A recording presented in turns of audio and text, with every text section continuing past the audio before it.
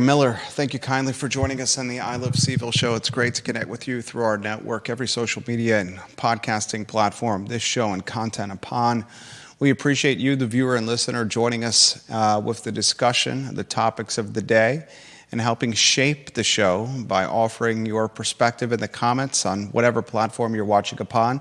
We will relay those comments live on air. On today's program, we'll talk about a local brewery expanding to Clarendon and the D.C. area with a 10,000 square foot newly signed lease. That brewery, Three Notch Brewing Company, they are doing a lot of things absolutely right, and they are expanding the brand through building strategically placed tap rooms and tasting rooms across the Commonwealth and the Mid-Atlantic. And I think they're now in the D.C. market, the Clarendon market, and that's a competitive market, and I think they're going to have a lot of success. We'll talk about that today. We'll talk Nelson County and tourism.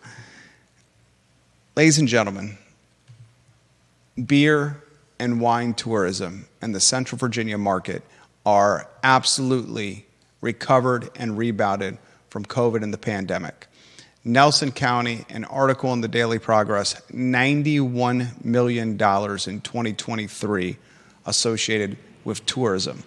A quiet little county in the mountains of the Blue Ridge, 91 million tied to hiking, tied to lodging, tied to beer, tied to wine. I want to unpack that today.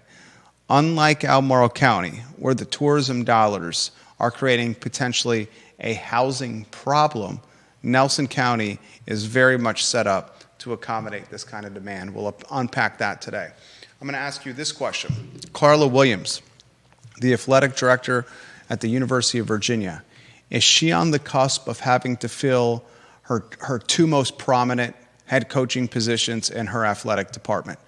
The football program is at a precarious position. The head coach, Tony Elliott, 3 wins in each of his first 2 seasons. He just got hammered by Clemson, and a lot of folks are looking at the schedule and asking, where's the next victory going to come from? Could it come on Saturday against the North Carolina Tar Heels, a high noon kickoff? And if Virginia does beat North Carolina and does not win any more games on the schedule, because they're certainly not favored to win anymore, if Coach Elliott finishes with 5 wins in 2024, does Carla Williams have the difficult question of doing a national search for the football program at the same time she's doing a national search for the basketball program? Yes, Ron Sanchez is the heir apparent for Tony Bennett with the basketball team.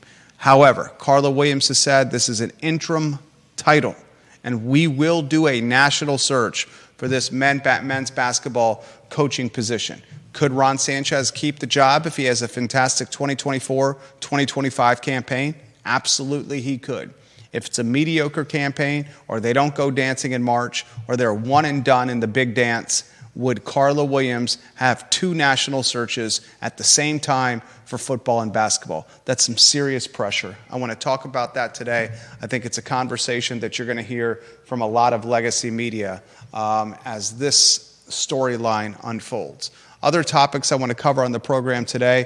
My family had a fantastic dinner yesterday. We went to Napo Pizzeria in Fry Spring Station. We were joined there by another close family of ours. We went to Jack Fest at Foxfields, and then from Jack Fest, we headed to this pizzeria that is the new flagship of dining in the Fry Springs neighborhood because of its location, the prominence of the real estate. And I want to relay firsthand what this experience was like to you, the viewer and listener. We'll also talk on today's program, Chick-fil-A launching an app geared for children that's going to focus on new shows and podcasting. I can't believe I'm saying a fast food restaurant is getting into the content creation space, but that's exactly what is happening. Chick-fil-A understands that content is currency, and ladies and gentlemen, it's an app that's going to potentially rival Netflix and Prime and YouTube with offerings for kids. Chick-fil-A, a trusted brand that parents can say, hey, son or daughter, we don't mind if you're on this app while you're on our phone while we have some time to kill, because we have a lot of confidence and trust in what the Chick-fil-A brand is about. A lot we're going to cover on the Monday edition of the show. We'll give some props to Mexicali Restaurant on West Main Street. They have 50 parking spots on site in the building called The Flats. So parking is easy peasy, Sunday breezy. And what you get with Mexicali Restaurant is a street art museum, hybrid with a craft cocktail bar, with a music venue, with Latin fusion cuisine. Johnny Ornalis and River Hawkins at Mexicali Restaurant have built a fantastic food and beverage and dining experience. I truly suggest you try Mexicali Restaurant on West Main Street, because I think you're going to be very impressed with the experience, the food, the drink, the ambiance, you name it. Bravo to those fellas for Mexicali Restaurant. We'll go to Judah Wickhauer on a two-shot. I ask him the same question. I start every program, no surprise. Judah Wickhauer, which headline is most compelling to you and why on the Monday edition of our Fine and Fair Talk Show? As I said before, I think it's awesome that the good people at Three Notch Brewery are expanding their services to areas outside our own, and I wish them nothing but the best luck. What are your thoughts on the Clarendon market? Why Clarendon? Why DC area? 10,000 square feet. What do you make of 10,000 square feet in a tasting room and tap room experience? Is this good for the brand? Give us some thought that's not surface.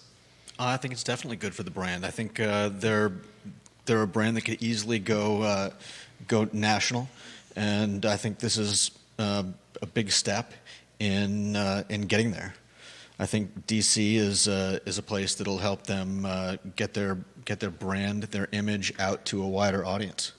Let's get the lower third on screen. I'm going to push back on that. I don't think Three Notch wants to go national. I think Three Notch wants to keep this a regional brand with deep market share. I'll give the who, what, when, where, why. I think this is going to get legacy media cycle attention.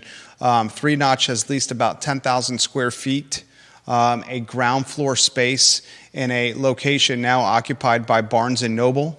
It's in 2800 Clarendon Boulevard. This is a location in the DC area that Three Notch has been targeting for some time.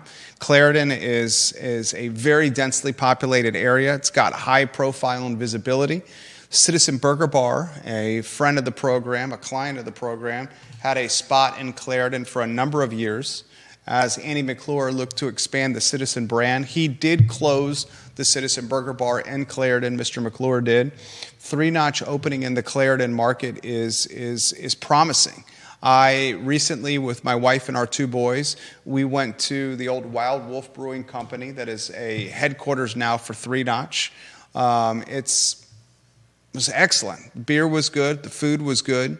The ambiance was good. I think Three Notch has done a good job of figuring out good beer and good food at reasonable prices.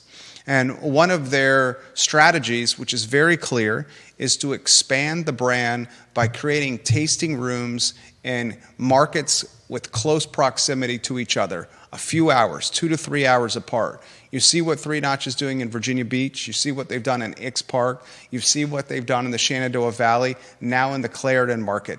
They understand the concept of building tap rooms to get brand awareness out in neighboring markets so it creates a ripple or momentum effect. The Clarendon market is expensive, it's competitive, and it's no easy task finding labor in the food and beverage game. But I do think this ownership group has figured out how to do it. They have a model that they're clearly trying to replicate. And maybe this is a concept with Three Notch where if you continue to get Mid-Atlantic or East Coast market share, you can find a potential exit with one of the parent companies of note that acquire brands like Three Notch. Maybe that's the path of attack here. But as they stay with their plan of building regional tap rooms and tasting rooms and getting the brand through high profit margin, $8, $9, $7 pints poured at a tap room, then their consumer says, oh, I had that Minuteman at the tap room. Why don't I purchase that Minuteman at the grocery store or at the gas station? Then they get the retail piece. Remember, the margins for retail with beer are slim to none. You're not making a lot of money in a retail component unless you're doing high volume. Your true profit center is at the tap room, the $7, $8, $9 pint. So I like this plan of attack, and I wish them nothing but success. Anybody that starts a business in a local market that continues to have success locally while growing it outside the market, I'm going to champion. And I think these guys are doing a hell of a job. Back to Judah Wickhauer. Your favorite beer from Three Notch, Judah Wickhauer? That's a tough one, but I probably would go with the brown. I'm trying to think of the name. They've got a great brown. They've got a series of gozas that are seasonal. I like pretty much all of those. Can't go wrong with any of those. And other than that, I mean, this place has a massive number of just great beers. I know you like a lot of the IPAs. Jack's Java is a great beer. That's your beer choice over there?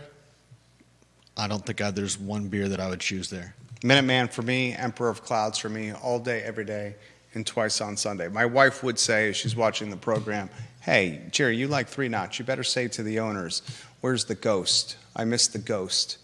The Ghost seems to be pulled from the portfolio of offerings. She'll say, Jerry, let's see if we can get the Ghost back. But for me, it's the Emperor and the Minuteman all day, every day. If you're just tuning into the program, 10,000 square feet, a pretty significant position at 2800 Clarendon Boulevard for Three Notch Brewing Company into now the DC market. Job well done for a brand that I have tried to support since day one. You remember day one where they were located, Judah Wickhauer? No, I don't think I do. McGrady's, Preston Avenue. Really? Where Cho's used to be, where Dairy Market currently is. They had a tiny little tap room right there. Yeah. An idea hatched over pints at McGrady's Irish Pub. That was where I first tried their So you do remember. Yeah. Yeah. Preston Avenue, the initial location of Three Notch Brewing Company. A tiny little tap room and brewing setup that has now expanded to Commonwealth-wide, Mid-Atlantic-wide.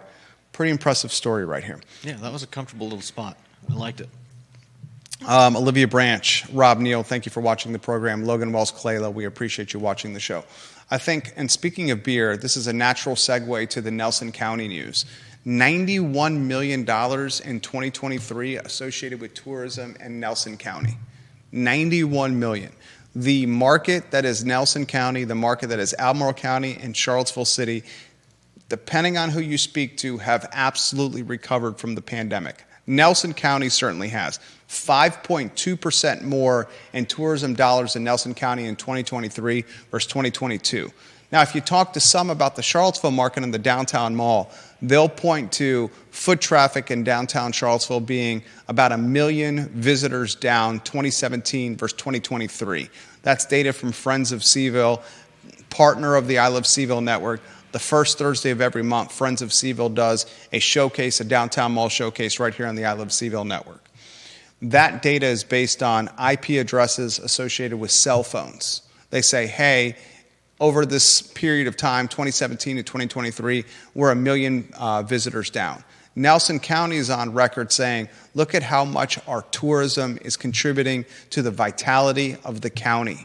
The Nelson County 91 million, 38.9% spent on lodging, 22.4% spent on food and beverage, and 14.7% spent on recreation. This according to a Nelson County statement from the Virginia Tourism Corporation. This is a substantial amount of revenue for a tiny county like Nelson, 91 million. This contributes to 850 jobs. Roughly 22% of the jobs in Nelson County are tied to tourism. This is a different story than the jobs created with tourism in Charlottesville and Albemarle County. And here's why. The jobs created with tourism in Charlottesville and Albemarle County are $15 an hour, $17 an hour, $20 an hour, $22.50 an hour jobs. Those types of jobs, frontline jobs, will have a difficult time finding housing or affording the cost of housing in Charlottesville and Albemarle County. Nelson County, it's a different story. The housing is much more affordable. Yes, there is less housing stock, but the housing stock that is out there is considerably more affordable than the stock in Charlottesville and Albemarle County. So 22%, close to 1 in 4 jobs in Nelson, is now supported by the tourism industry. That is a fantastic number for Nelson County, an absolutely fantastic number. Tourism injected $5 million in taxes into Nelson County, according to the Virginia Tourism Corporation numbers. Judah, what do you make of this story here? I mean, it's great news for Virginia. Virginia's doing better.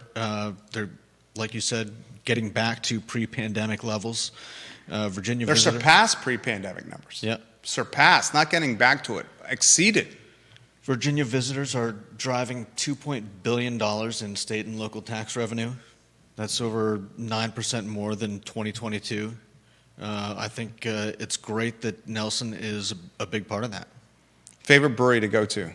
Favorite spot to go to in Nelson County for Judah Wickhauer? I guess that would have to be one of our friend realtors' houses. I haven't been to very many places in Nelson County. One of our friends' realtors' houses? Yeah. What do you mean? I don't know. I genuinely don't follow what that means. You don't remember the invitation you got to his house? Favorite place as a consumer to support in Nelson County as part of the tourism the tourism story we're talking here. I haven't been to any place. No Blue Mountain Brewery? No Devil's Backbone? Not in a long, long time. No? Okay. No Three Notch? You haven't been to Three Notch? No Todd Rath and Blue Toad Hard Cider? I've been to Three Notch here in town. That's about it. You should take a drive down 151. Support Nelson County. Hop in the car, bring a friend, go to brewery, hop down 151. It's fantastic. It's beautiful.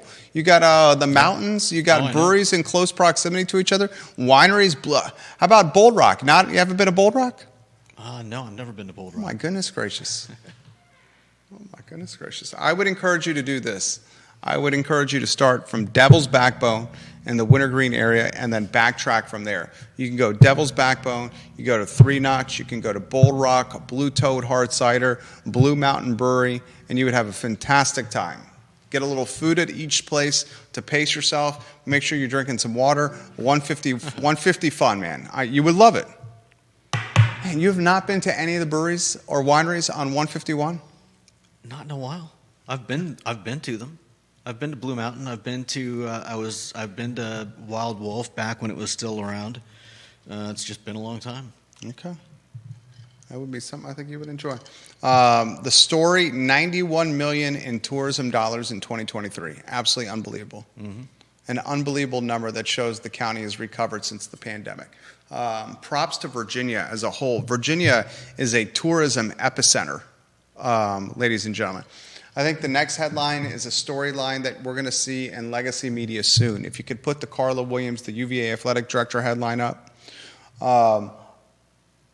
You very well could see Carla Williams, the athletic director at the University of Virginia, conducting national searches for its 2 most prominent positions at the exact same time. If Tony Elliott finishes with 4 or 5 wins in 2024, he won 3 games his first year, 3 games his second year. He's in the middle of his 3rd year. If he finishes with, he's got 4 wins right now. If he wins 1 more against North Carolina, that would be 5. He's not favored to win any of these games, ladies and gentlemen. Let's say he gets 1 to finish the season and finishes with 5 in 2024. That means in his first 3 years on the job, he will have a total of 11 wins. You will have some in the fan base saying, hey, we need a change at the coaching position with football. A program that's losing over $1 million, more than $1 million per home game, Virginia football is losing. Jerry Ratcliffe has made that comment multiple times on the Jerry and Jerry Show. He made that comment on the Friday edition of the I Love CVille Show when we talked to Tony Bennett. North Carolina comes to Scott Stadium on Saturday for a 12 o'clock kick. The last game on the schedule that Virginia is going to be favored in, this game against the Tar Heels. It's basically a pick 'em. You get 3 for playing at home. UVA is a 4.5-point favorite right now. This is the question I think you're going to start seeing percolating around the department and around Wahoo Nation. Could the athletic director have to conduct 2 national coaching search campaigns for her 2 most prominent teams in her department, men's basketball and football, the moneymakers for the athletic department as a whole? Ron Sanchez is coaching on an interim tag. He will be given an opportunity, Ron Sanchez, to have the interim tag removed. But if that's going to be the case, Ron Sanchez and this program are going to have to not only make the big dance, but I've been told show that they can win in the NCAA tournament, have a strong ACC regular season, and make a deep push into the ACC basketball tournament. Carla Williams at Tony Bennett's retirement press conference said a national search will be done regardless for this position. She has already indicated there will be a national search that is underway right now for the head coaching job with the basketball team. If the football team doesn't start getting, I would say, at least bowl eligible in 2024, could she be in a position where she's doing 2 national coaching searches for the 2 most important teams in the athletic department, and importance is defined by revenue generating. That's a storyline to follow, and one I will ask Jerry Hootie Ratcliffe about on tomorrow's program at 10:15 a.m. I think that's a storyline that you're going to see gain much momentum with Wahoo Nation. North Carolina on the docket Saturday. Right now, the Wahoo's a 4.5-point favorite. 4.5-point favorite. Bill McChesney says Blue Mountain is in Nelson County. He was there about a month ago, and he suggests you go to that one, J-Dubs. Nice. Thank you, Mayor of McIntyre. Next headline I want to put on screen, Judah Wickower, is one that you can join us in the conversation with. The Chick-fil-A launching a kids content app, a streaming podcasting content app. I saw this on CNBC today, and I was absolutely taken aback by it, and then it made perfect sense to me. Chick-fil-A has got the 3rd most market share in fast food nationally. Do you know what number 1 is? What's ahead of Chick-fil-A, do you think, Judah? I'd say maybe McDonald's. McDonald's? What's in the other slot? Probably Starbucks. McDonald's and Starbucks. Ahead of Chick-fil-A in the market share with fast food. What do you make of Chick-fil-A launching an app where kids can watch shows, stream podcasts, do puzzles, riddles? They're getting into the content game. What do you make of this? I think it's interesting. I think, I think it is I think it's a byproduct of the end of the pandemic, but places like McDonald's and Chick-fil-A probably getting rid of things like playgrounds for whatever reason, whether it's safety, whether it's health, and I think Chick-fil-A's got the business, the money to back up a move like this. You're saying the app is the 2024 version of the playground at the fast food restaurant? Sadly, I think it is. Interesting. That's an interesting take. This is my take on this. Content is currency. Content drives eyeballs. Eyeballs are attention, and attention could be monetized. And how Chick-fil-A is going to monetize this attention is being front and center with children and screens. Parents are going to say this: I trust the Chick-fil-A brand because I know what the food is about and what the brand is about. I know that Chick-fil-A is closed on Sundays. I know that Chick-fil-A has healthy ingredients with its chicken. I know that Chick-fil-A has friendly service. I know that Chick-fil-A gets the food to me really quickly. I trust Chick-fil-A. And because of that trust, I'm going to give my kid my phone or my iPad or let them stream content on the Chick-fil-A app. And that content it streams on the Chick-fil-A app is going to be a commercial for Chick-fil-A. It's going to keep the brand Chick-fil-A front and center with kids. And then kids are going to pester their parents to go to Chick-fil-A for nuggets or sandwiches or shakes or waffle fries. This is a genius move for 3 in the category Chick-fil-A as they try to claw back share from McDonald's, as they try to improve their position. One of the things you've noticed in the fast food wars, you've seen Burger King, you've seen McDonald's, you've seen Wendy's offer discounts in value, dollar menu, combining items. You don't see Chick-fil-A do that. You don't see Chick-fil-A discount price. Think about all the fast food spots. McDonald's offers discounts and value menus. Burger King, Wendy's, they all do. Chick-fil-A doesn't. Another argument, of all the fast food places, which one's the most expensive of the big 4? I'll take Starbucks slightly out of it because it's more of a coffee play. Chick-fil-A, McDonald's, Burger King, Wendy's. The price point on Chick-fil-A, the highest, and it's not even close. Really? Have you tried it? When's the last time you've been to Chick-fil-A? Wasn't too long ago. Oh, yeah, that was on the short list of things you had not tried, and you tried it, right? You've been once, right? Yeah, I've been there. Okay. That right there, Chick-fil-A, they do not fight the price wars. They said, this is who we are. This is the price we're going to charge. It's going to be a premium. We're not going to be open on Sundays. We're going to serve you really good food at top line prices. You're going to love it or you're going to hate it, and folks love it. Think about it. Compare it to a local brand or a local F&B. Who has a similar mindset? Best ingredients possible, top price points possible. You're either going to love it or you're not, but we're not going to change off our mission. Jack Brown's. I would say Jack Brown's. I would say that fits perfectly. I'd say Citizen Burger Bar is way more expensive than Jack Brown's. How much is a burger? We talked about this the other day. The Jack Brown's burger is what, $13 to $15? Yeah. The Citizen Burger Bar ain't that. What's the steakhouse burger at Citizen Burger? The steakhouse burger. $18, $19, $20? The most expensive burger. You're picking. I don't think that's the most expensive burger at all. I got the menu here in front of me. I know that's not the most expensive burger because I go there and I'm definitely not getting the most expensive burger. Let's see what it is. We got the menu going on. Jack Brown's tries to compete with Citizen on price. Let's see here. You got the executive is $28 at Citizen. The steakhouse is $18. The executive is $10 more than the steakhouse. The most expensive burger at Citizen is the executive. You have 3 at $18, the Southern, the steakhouse, and the wild mushroom and Swiss. Then you have the Citizen Burger Bar at $17, the Hotness at $17, and the American Classic at $16. Jack Brown's, you know the prices of the burgers. What are the burger prices? They're about $13.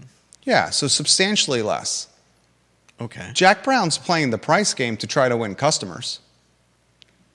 And it's also a smaller burger, too. All right. I would say Jack Brown's is playing the price game to gain market share, where Citizen is saying, we're going to charge for top-line prices, and people are going to pay it or they're not going to pay it.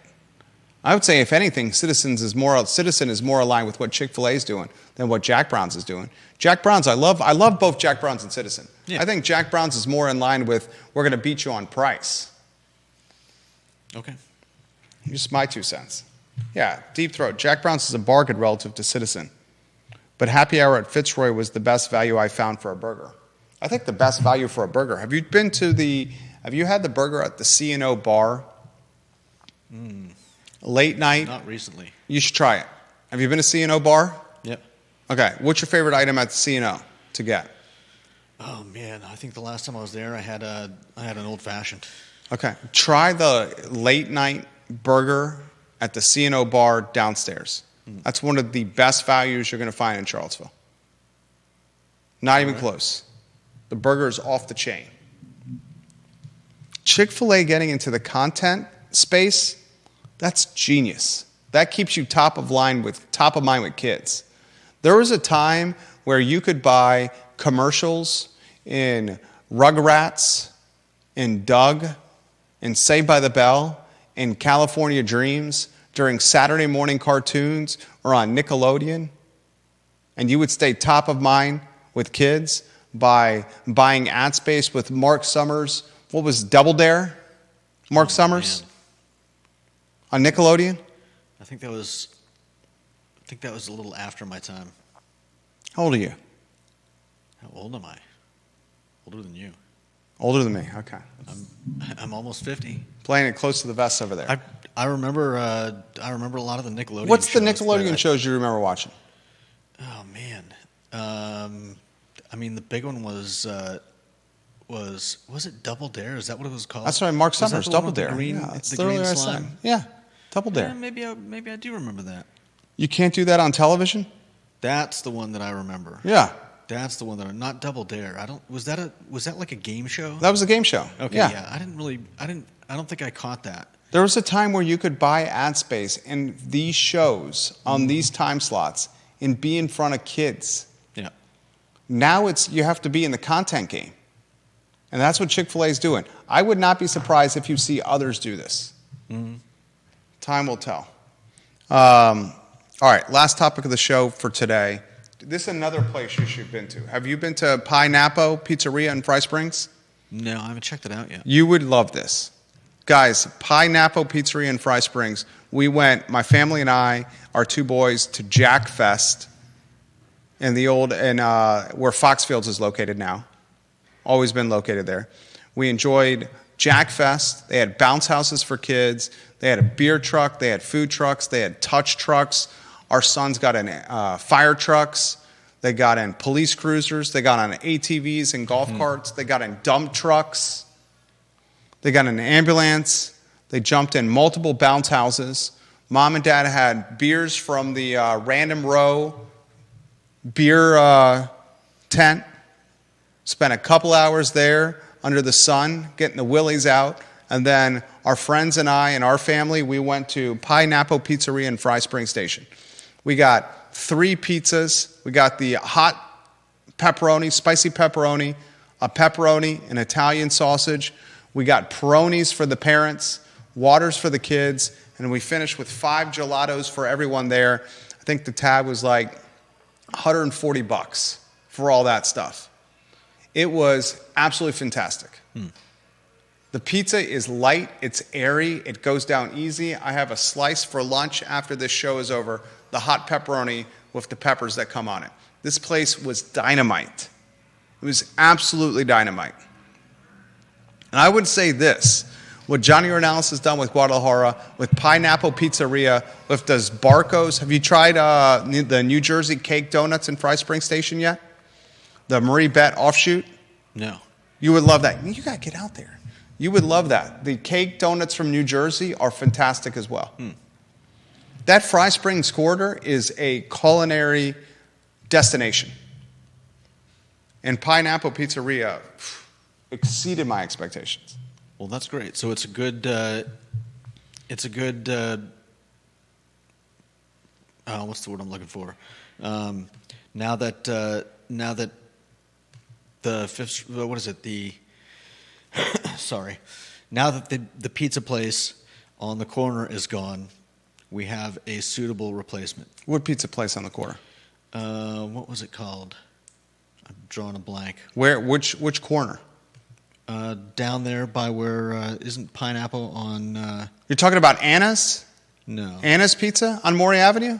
No. You're talking about Fry Springs Station? Yeah, that's what I was talking about. Yeah, Pineapple Pizzeria is the new Fry Springs Station. Oh, is that in the same spot? It literally is in the same spot. It replaced Fry Springs Station. I didn't realize it was that spot. It's the exact same spot. Nice. The exact same spot. John Blair, Chick-fil-A's move is brilliant. This is a play for families and to distinguish them from McDonald's, Burger King, and Wendy's. Who eats the most fast food? Kids do. Do you suspect we will see a copycat effort from the other 3? Absolutely. I absolutely do. Carly Wagner says, they often have special movies and such for Christmas that I assume were produced or endorsed by Chick-fil-A. So future Chick-fil-A characters like the Hamburglar. This is basically like the Hamburglar. She's 100% right. Or Big Bird. Yeah. Is it Big Bird with McDonald's? No, that was not McDonald's. What was the guy? It was McDonald, right? That would come to you. I remember having a birthday party when I was a kid at McDonald's. And Ronald McDonald came out to the birthday party. Do you remember when we were kids, we would have birthday parties at the playgrounds? My parents either rented it out, knowing my parents, they didn't rent it out. They just told my family, my friends and their parents to meet us at McDonald's, and they didn't pay the rent out fee. Maybe they did, because Ronald McDonald definitely came out and partied with us. We had cheeseburgers, we had nuggets, we had French fries, we had sodas, and we played at the McDonald's playground. That was birthday parties multiple times for my brother and I. This is the 2024 version of that. It is absolutely brilliant. And I will bet you my son is going to find out about this probably from watching Blippi on YouTube. And he's going to say, I'm going to see what the Chick-fil-A app is all about. And my mom's going to be like, my wife is going to be like, I trust Chick-fil-A. Download the app. You can watch this in the car. And then he's going to want more nuggets. It's a brilliant idea. You're going to be telling us all about the new shows. Well, our son is going to be pestering us with the new shows. And that's going to be how more Chick-fil-A is purchased in the Miller house. It's absolutely brilliant. Any closing thoughts, Judah Wickauer? I think Chick-fil-A is smart. I think I'd like to see what they come up with, and the fact that it's a Christian-based company tells me that it's going to be an easy sell for parents who may be worried about what their kids are getting into on apps like YouTube. Bob Shada, what's the new place for Napo Pizzeria for parking? Fry Spring Station was so hard to find for parking. It's a great question. That's the tough play for that pizzeria, Shada. But I would say Bob Shada, the mayor of Birdwood, one of the princes of Vivace restaurant, I would say that Fry Springs, the neighborhood, has become more walkable than when Fry Springs first was there. I would also say the disposable income in the Fry Springs neighborhood now versus the disposable income where Fry Springs Pizza was 5 years ago, the disposable income is even greater now in the Fry Springs neighborhood. And because the neighborhood is more focused on walking and the neighborhood has more disposable income, I think today is a stronger spot to be in if you're one of the restaurants in the Fry Springs neighborhood than in 2019 or 2018 or when Robert Sarver, the manager of the Downtown Grill, one of the key guys at the Downtown Grill, partnered with the Stephen Perry Group out of Lynchburg to launch Fry Springs Station, 10 or 15 years ago. Remember, Fry Springs Station was launched initially by a restaurant group out of Lynchburg, the Steve Perry Group.